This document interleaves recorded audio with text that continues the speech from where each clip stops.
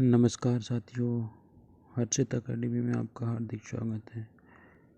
MPPSC prelims का result आज आ चुका है। कट ऑफ भी आ चुका है। सिलेक्टेड कैंडिडेट की ये लिस्ट है।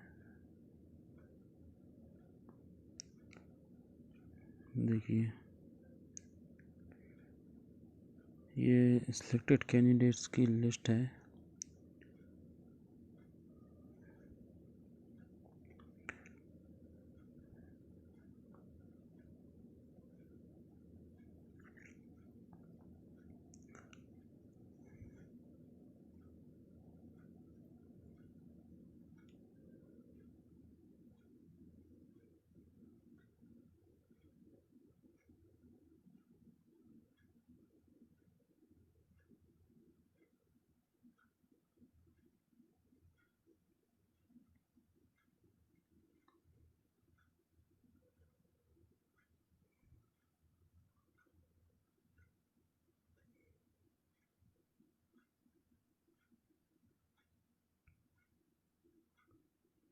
ये देखिए, सभी लिस्ट है यहाँ तक के।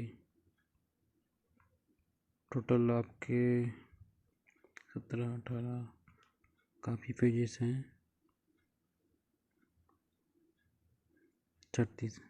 मैं अपने टेलीग्राम चैनल पर इस PDF को अटैच कर दूंगा, आप लोग वहां से डाउनलोड कर लें।